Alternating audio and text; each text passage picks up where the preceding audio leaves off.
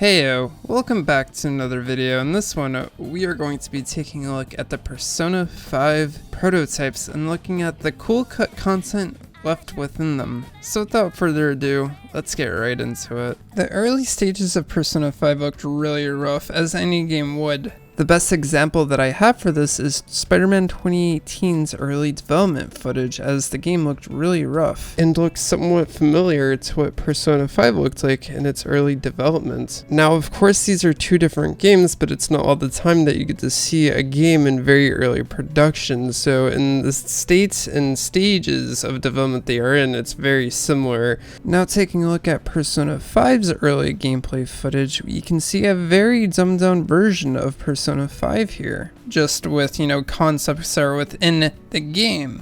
Specifically, Joker living at an apartment with Sai. It does kind of look like Catherine with a K to some extent, but yeah.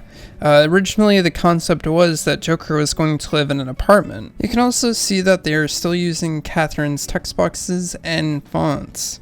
Now, obviously, why would you change something when you've basically tested the engine with a game that you made just kind of on the side? So for testing purposes, yeah, of course they're going to still be using Catherine's stuff. Oddly, the other NPCs that don't have textures within the train look a bit more detailed / no color detail. I know it's weird to describe, but I kind of prefer this over what we got, even if it breaks the immersion a bit. Also, the way he walks in the school is really awkward. Although this rare footage exists, I wish we did have a bit more footage of these builds to come out, as it's very interesting to see the development of any game, especially Persona 5's. Although this is prior to the prototype builds, I think it's important to show this to some extent. Now on to the prototype builds. The prototype builds are kind of like the beta version of the game. Now the ones dated in 2016 are the ones that are more so the completed version, as they probably were shipped out to reviewers at that point, besides the one that has the debug menu, along with one that dates all the way back to 2015, which that one is the one we'll be looking at today, as it has a lot of the cut content within it. So firstly, let's talk about the debug build of Persona 5, which is the one dated back to February 25th, 2016. So you see this thing I'm moving around? Yeah, that's a mouse cursor. So essentially, at the time, a PS3 was kind of considered a PC. Now, granted, in 2016, that has long passed, but the fat PlayStations, for instance, were considered essentially like a PC. So although you could hook up a mouse and keyboard more than likely to the system, it still wasn't quite a PC at that time either, because PC hardware was really advanced at that point compared to a PS3. And the PS3 was held to develop for. So essentially, they did some of the development on this console, which is still hell for almost a 10-year-old console. I'm just still shocked at the amount of polish this game has, along with releasing on the PS4. Granted, of course, the game was, slated to just release on the PS3, though development started in 2008, full production started in 2011 after Catherine, but it's still like a blessing that we even have this game in the state that we did at the time, but the Royal version's definitely a step up from that. Sorry to go on a bit of a tangent there, but it's definitely important to some extent to just appreciate what you have, especially with what it was developed on. So talking towards the debug tools are really interesting. Now, a lot of this stuff can't be used in Royal, but some of it can, which adds another layer of what modders are able to do to Persona 5 Royal versus what they couldn't do before. Like, for instance, I made this silly little backrooms level, just kind of messing around with the settings and the lighting a bit, while others have been able to mess around with the particle effects within the game and be able to actually port that to Persona 5 Royal. I'd also like to thank Lynn.cpk for helping me get some of these debug tools to work finally, and to also demonstrate what's actually possible with these debug tools, which is very impressive. And maybe one day I will finally make a Persona mod. It'll be a stupid mod, but it will be made. Now looking at the 2015 builds and prior, as the prior builds probably don't work. These older builds have files for the entirety of Persona 4 Golden, which apparently Persona 5 was built off of Persona 4 Golden. It's even more suggestive looking at the models for the game. Models including Yu in a swimsuit in the Persona 5 engine, along with an older version of Nanako that looked like she was going to appear in Persona 5 at some point, but was cut due to the game taking a drastic shift in development, which initially Persona 5 is supposed to be initially a trip experience that can be found in Persona 5 Strikers, but with the tragic event that happened within Tokyo, they opted to keep it in Tokyo.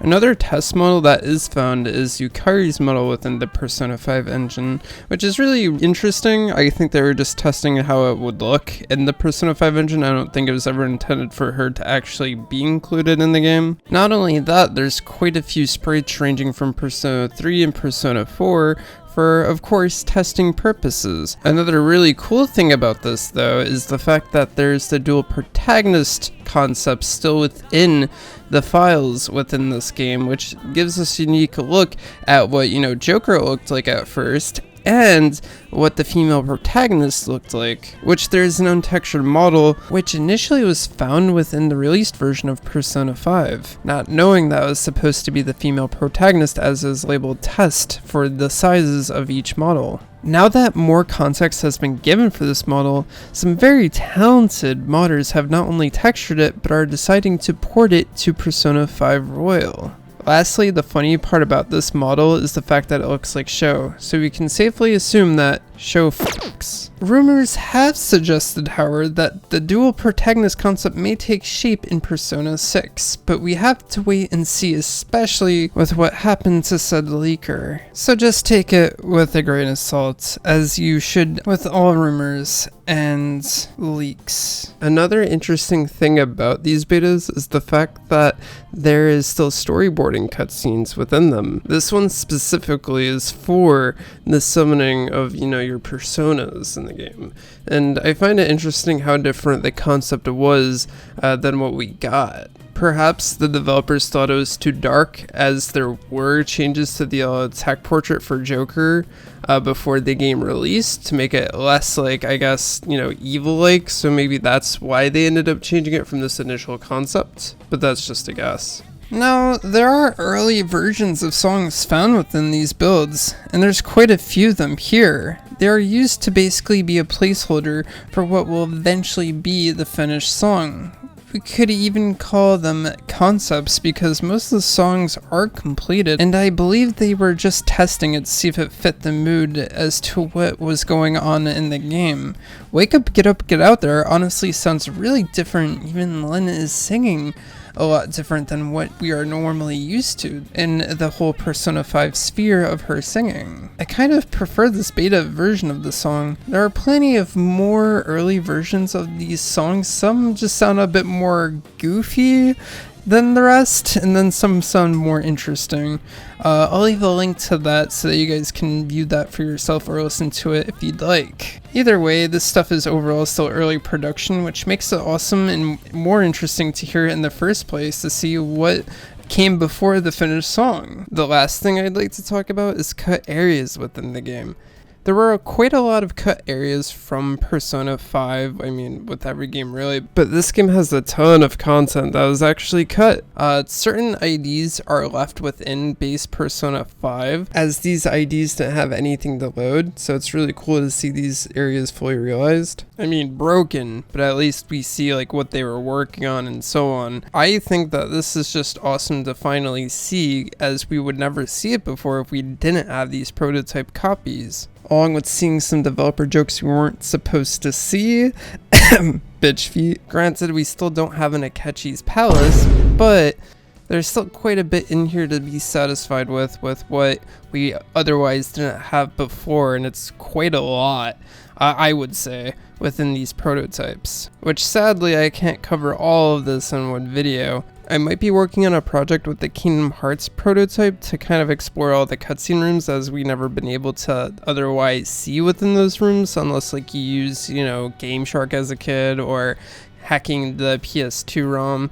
but this one, like, it gives you quite a bit of access to certain things that otherwise you wouldn't see before. But I kind of want to do that on top of also exploring these cut areas within Persona 5, because I find this stuff really interesting for whatever reason. I just personally think if I went over every detail of what was cut in Persona 5, I'd definitely be here a while, but there are things that I definitely don't think there's a point to cover, especially like dialogue options or just dialogue that was cut from the game in general, as people have already covered it and made audio videos upon that, so I'll leave links in the description for that, along with me covering every single area within this game would easily make this video like a 30-minute video, so making it into a separate video would make it easier for you, the viewer, to digest and for me to be able to edit it easier. And the reason I put that B-roll footage up is to show just how much it actually is. More importantly, I just think a screenshot really just tells half the story here, and I really would love to more so explore into these areas and give the fuller context of the story. But with that all being said, I hope you guys enjoyed this video. Put in the comments what was your favorite part of like the cut content of this game, because there's a ton of it, and you can go on the cutting room floor to see like all of it if you really want to. Of course, the link will be in the description below.